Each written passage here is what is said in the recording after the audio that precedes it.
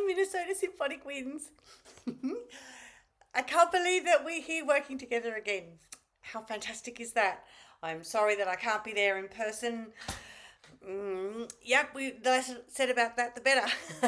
But this is the next best thing. So I'm here to introduce you to a very, very new work of mine. Ecology of the Soul. This was commissioned by an exceptional high school band program in Sydney at a school called Barker College.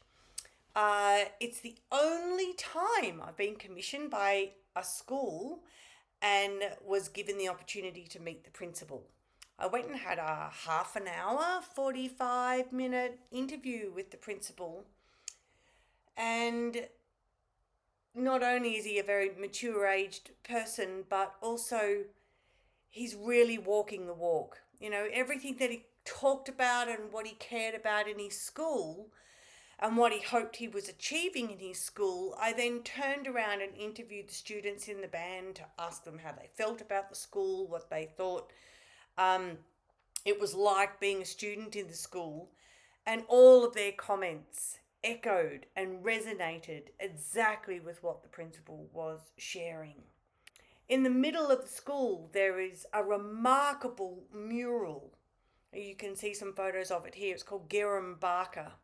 It was created by an Indigenous student in their final year of high school, and it's the canvas isn't that big. It's about as big as this one of the Murray River, but it was digitized and blown up into this enormous mural. What inspired me so much about the beauty of this work, it really is a picture of the universe, with Barker College in the centre as the circle, a community. Those kind of circles in Australian Indigenous art really represent communities. But what really impressed me was it was in the place in the school where the designers had originally thought that the trophy cabinet would go. And this principal decided that no, we're not going to have a trophy cabinet in the middle of the school that celebrates 5% of the population.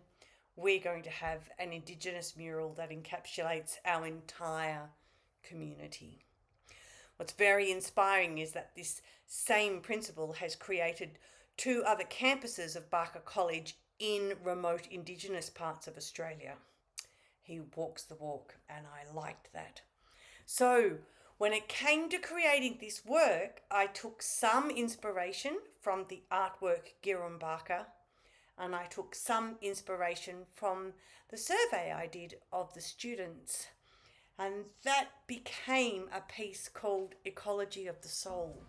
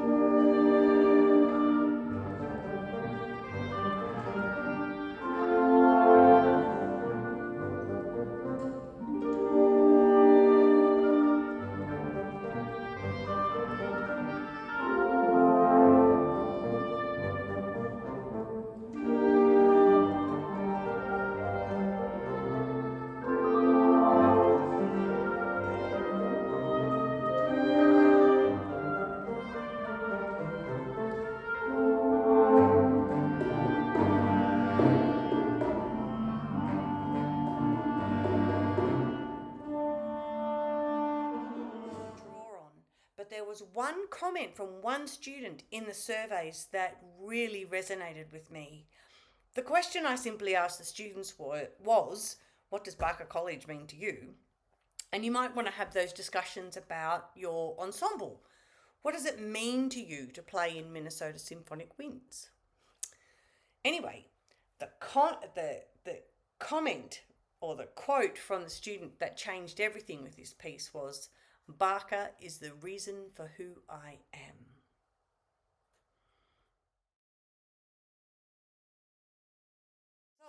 So it's a piece that is in a few different smaller sections, and I'd like to talk through those sections with you so that you can sort of, attach yourself to it and realize what I was thinking in each one. Let's get started.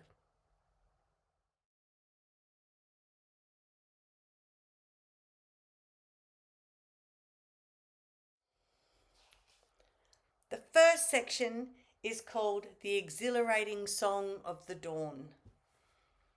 It's pretty self-explanatory. You will hear it. And in Gurrumbaka, there was this enormous sunrise in the top left-hand side of the artwork.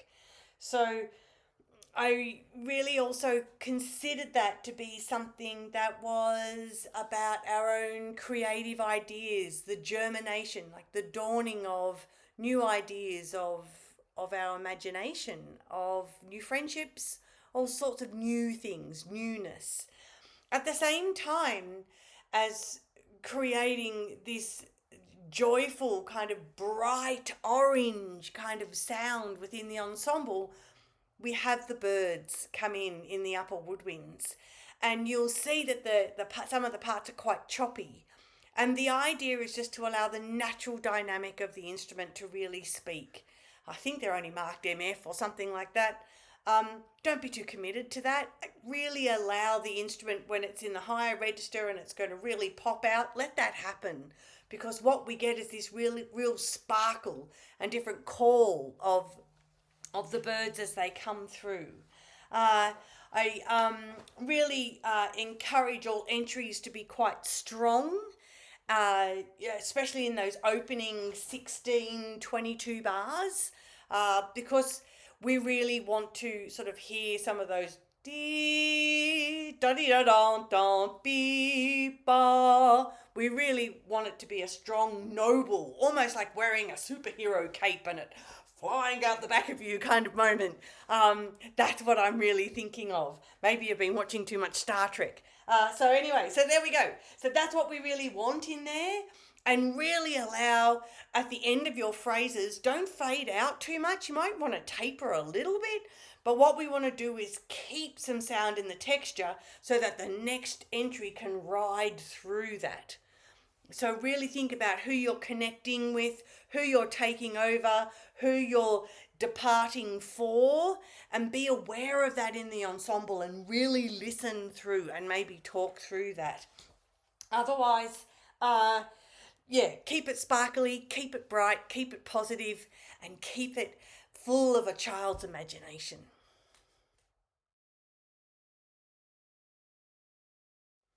The second section I've called Watching Clouds Skirmish. And I confess that I took these words from a children's book, this one, Coming Home to Country by Bronwyn Bancroft. I love her children's books. She's an Indigenous artist, Australian First Nations artist. And her graphics are so vibrant and joyful. And I had this book for a little while, and it seemed to sort of creep in when writing this piece. And this is the page that I saw for Watching Clouds Skirmish.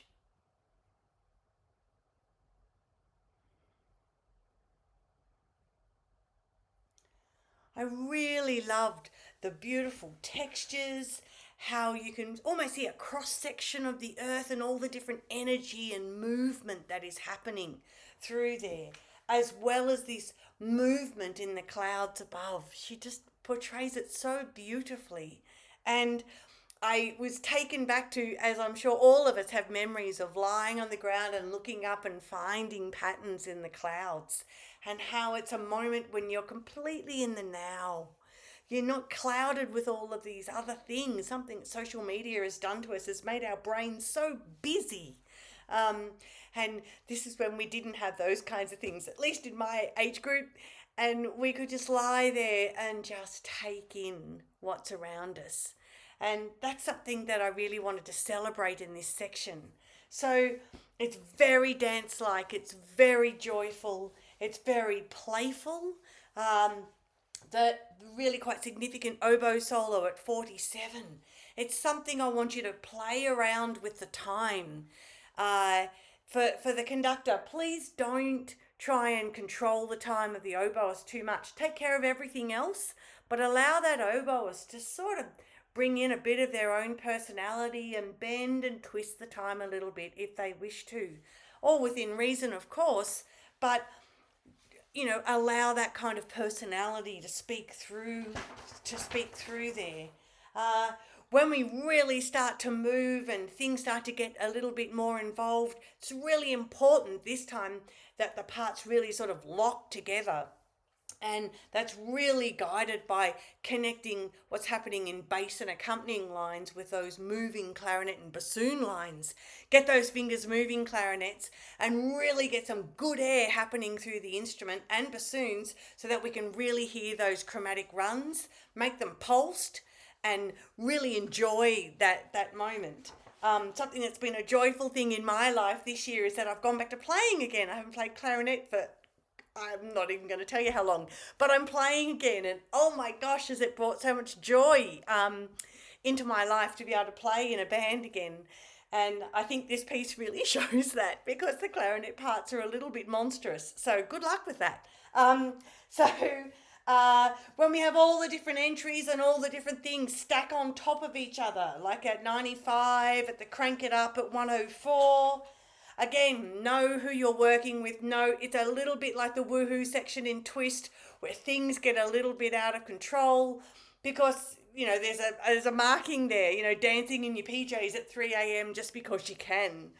Again, I'm trying to tap into that inner child that we have, that one that just sometimes just wants to let go of the stress and the angst around everything that's around us, and just remember what it's like to just feel joy and be joyful. So I really hope you have a bit of a party here. And then we just have this really subtle little end to this section, and it just should delight. We shouldn't slow down too much, but it's kind of this idea that you wake up the next morning and you remember that really happy time, and it makes you smile. That's what I'm really thinking about at 116. I really hope you enjoy this section. I think it's a hoot.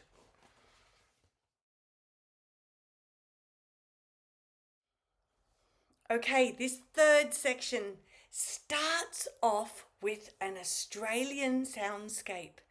I'm sharing with you the name of the YouTube clip here. Please Google it. Please look it up, because the sound of these bellbirds and the sound of this whipbird that's actually represented in flute, piccolo, and the recorder in the percussion section. Have fun with that, but you will need to have a listen to what whipbirds actually sound like. And the bellbirds, I remember coming back from America on one of my trips, and I can't sleep in. I wake up at 5 o'clock in the morning, and I was sitting at a friend's house in Sydney, and I was out the back, and all these birds, they're just doing this beep, beep, beep, beep, beep. And I realised, oh, they're in concert C major. How interesting is that?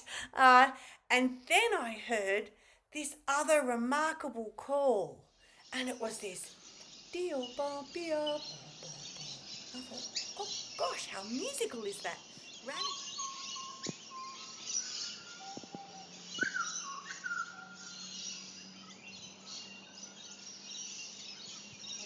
So that is really prevalent in flute one.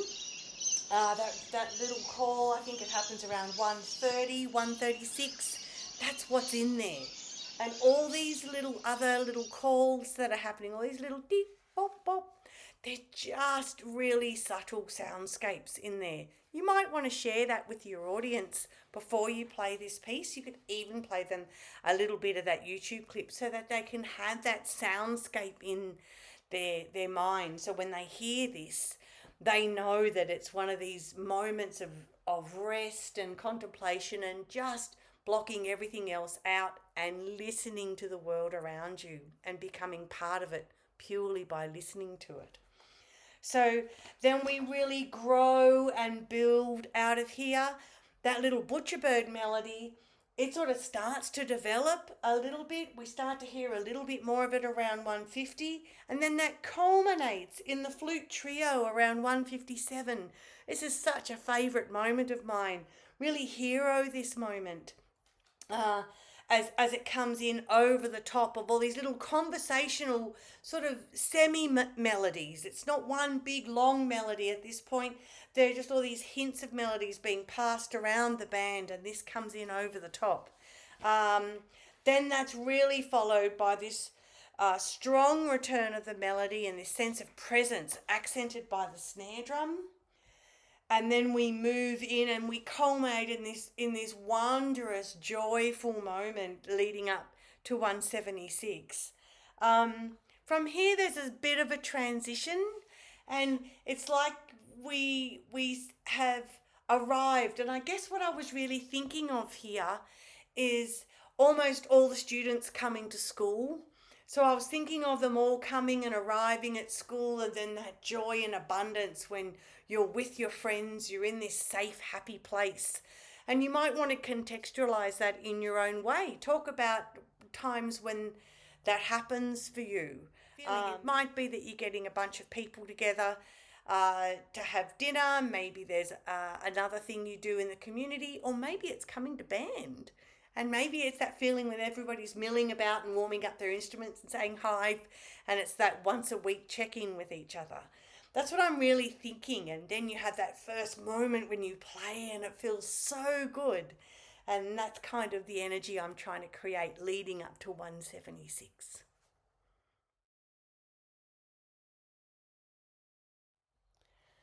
Okay, so then after our little transitional moment, we start to bring in this chorale, and I wasn't quite sure how I was going to end this work, and what I do when I can't quite get things to come to me, I go for a drive, and what that means is it takes care of some of the brain functions because I've got to be driving, and it actually allows other parts of my brain to relax. And usually I have some pretty good compositional ideas when I go for a drive out in the bush. So I was doing that, and this melody came to me, and so did these words.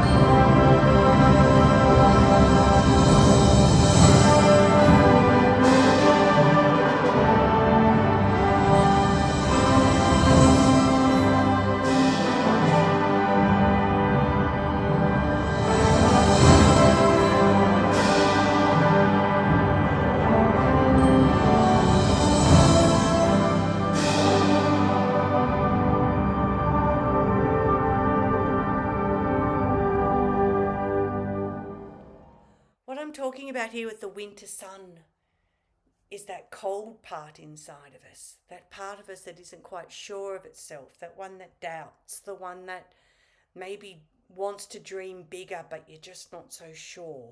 That's what the winter sun is.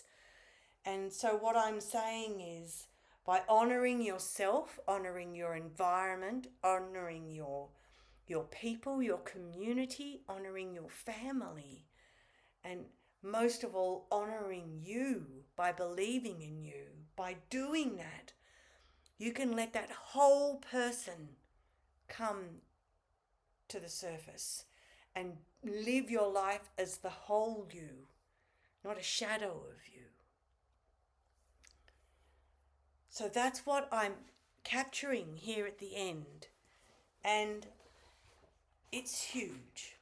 I understand. It's huge. It's a big growth, this busyness. everything becomes still,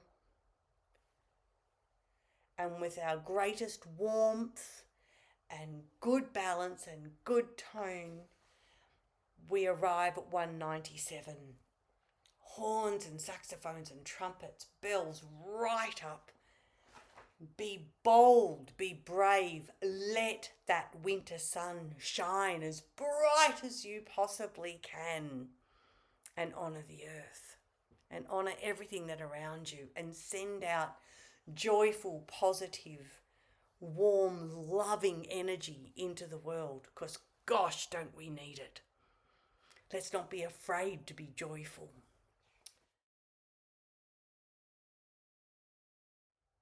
I'm asking you to bring your voices now, not just through your instrument, but your human voices, and to sing with joy and with confidence and with care, to reinforce this message not only to ourselves but to our audience.